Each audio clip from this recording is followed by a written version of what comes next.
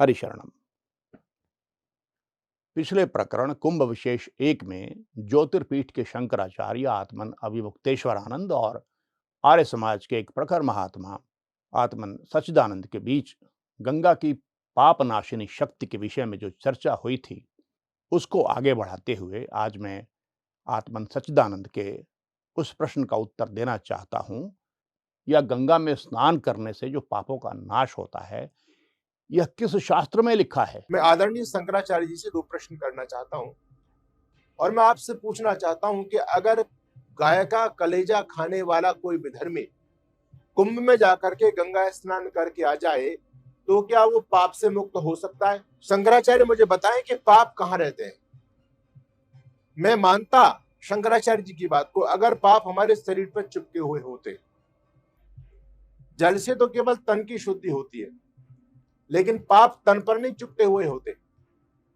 पाप रहते हैं मन के अंदर, और मन की शुद्धि जल से नहीं होती है। ये आपका शास्त्र कहता है, मनुस्मृति धर्मशास्त्र इस बात को कहता है। और आप मुझे ये बताएं कि ये जो गंगा स्नान से जो पाप मुक्ति का फॉर्मूला है, ये आपको कहां से हाथ लगा है? वेदों में तो कहीं नहीं है, शास्त्रों में तो कहीं नहीं है, ये उपनिषदों में कहीं नहीं है, दर्शनों में कहीं पर भी नहीं है, गीता में कहीं पर भी नहीं है। इसका उत्तर मैं देना चाहूंगा। सबसे पहले मैं भगवद गीता के 10वें अध्याय के 31वें श्लोक को उद्धृत करना चाहूंगा और उससे शुरुआत करना चाहूंगा गंगा की महिमा के विषय में, जहां भगवान कहते हैं कि वो नदियों में गंगा है, यानी सर्वश्रेष्ठ। पवनः पवतामस्मि, रामः शस्त्रभितामहम्, दशाणाम मकरश्चास्मि, स्रोतसामस्मि जाह्नवी। जाह्नवी यानी गंगा, नदियों में श्रेष्ठ। वेदों में एक नदी सूक्त है दशम मंडल में, ऋग्वेद में, जिसमें वैदिक ऋषियों द्वारा गंगा, यमुना और सरस्वती की स्तुति की गई है। भला वैदिक ऋषि ऐसी किसी की स्तुति क्यों करेंगे जो दिव्य नहीं हो? तो निश्चय ही यह गंगा की दिव्यता का संदेश देता है, खास करके गंगा, सरस्वती और यमुना के संयुक्त महिमा का एक संकेत देता है। जहां तक मनुस्मृति का प्रश्न है, तो मनुस्मृति ने बहुत विस्तार से अपने 11वें अध्याय में महापातकों और उपपातकों की चर्चा की है और उनमें से प्रत्येक के निवारण के कई विकल्प बताए हैं। पाप निवारण के विकल्प, कैसे पापों का निवारण हो सकता है, और वह निवारण प्रायश्चित के माध्यम से होता है। तो कौन कौन से प्रायश्चित बताते हैं वो? उनमें कम से कम 2 जगहों पर पवित्र स्नान प्रायश्चित के रूप में दिया गया है, जो पापों का नाश करता है। उदाहरण के लिए 11वें अध्याय के 123वें श्लोक में जो पाप है एक ब्रह्मचर्य व्रती का किसी स्त्री से समागम करने का, उसका निवारण कैसे हो, इसके संदर्भ में वो बताते हैं कि उस व्यक्ति को 1 वर्ष तक 3-3 बार स्नान प्रत्येक दिन करना चाहिए, तब जाकर 1 वर्ष के बाद इस पाप का निवारण होगा। यानी स्नान का कुछ संबंध पाप निवारण से तो है। भला शरीर पर जल डालने से 1 साल तक उसके मन के पाप की निवृत्ति कैसे हो जाएगी? जो पाप किया वो निवृत्त कैसे हो जाएगा? इसी प्रकार जो सबसे बड़ा पातक है, सबसे बड़ा पाप है मनुस्मृति में, वह है ब्रह्म हत्या, ब्राह्मण की हत्या। इससे बड़ा कोई पाप नहीं होता। उस पाप के भी कई निवारण बताए गए हैं। उसमें एक निवारण यह है कि वह व्यक्ति यह देखे कि कहीं अश्वमेध यज्ञ हो रहा है। यदि हो रहा है तो वहां राजाओं और ब्राह्मणों की उपस्थिति में वह इस पाप का प्रकाश करे कि मैंने ये पाप किया है, और उसके बाद उस यज्ञ के शेष होने के बाद अवभृत स्नान करे। स्नान करने से भला पाप कैसे धुल जाएंगे? वो तो चिपकते नहीं शरीर में, वो तो मन में रहते हैं। लेकिन मनुस्मृति में तो यही लिखा है। अब हम आते हैं मनुस्मृति से आगे बढ़कर दूसरे शास्त्रों में। तो इतिहास और पुराण को पंचम वेद कहा गया है। इतिहास में महाभारत एक है, रामायण के अतिरिक्त। और महाभारत में गंगा की महिमा के विषय में क्या कहा गया है?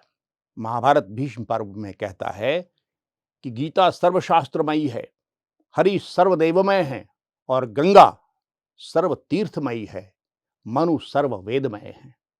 यह महिमा बताई गंगा की। उसके ठीक बाद के श्लोक में वे कहते हैं कि ये 5 गकार वाले जो शब्द हैं, गीता, गायत्री, गोविंद और गंगा, अगर इनको संयुक्त रूप से हृदय में धारण कोई कर ले तो पुनर्जन्मों से मुक्त हो जाएगा।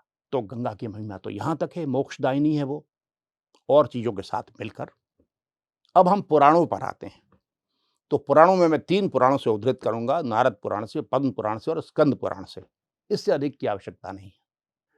पुराणों के विचार व्यक्त करने के पूर्व मैं ये बता दूं आपको कि पुराणों के विचार भगवत गीता के विचार नहीं है, न मेरे विचार हैं।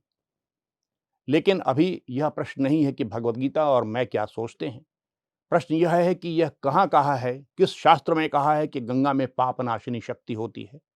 इस संदर्भ में पुराणों को मैं उद्धृत कर रहा हूं। प्रथम पुराण जो मैं उद्धृत करूंगा जिससे वह स्कंद पुराण है, काशी खंड।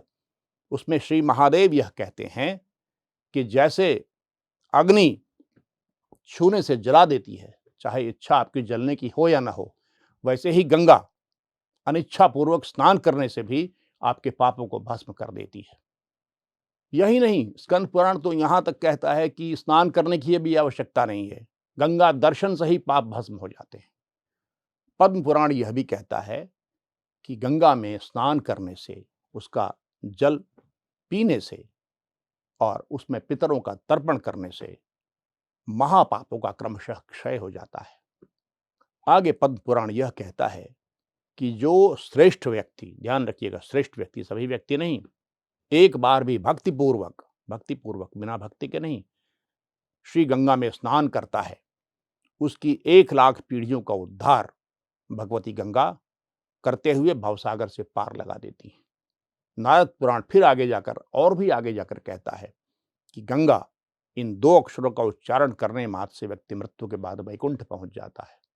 अभी मैंने सिर्फ गंगा माता की पापनाशिनी शक्ति पर बात की, सरस्वती और यमुना पर बात नहीं की। प्रयागराज तीर्थ का एक अलग महत्व है, संगम का अलग महत्व है, तीनों नदियों का, इस पर बात नहीं की। अभी मैंने कुंभ की विशेषता पर बात नहीं की, जो प्रयागराज गंगा संगम पर 12 वर्षों में एक बार आता है। इन सब को मिलाकर जो फल मिलता है किसी भी श्रद्धालु को, वह क्या होता है, वह एक अलग ही फल है।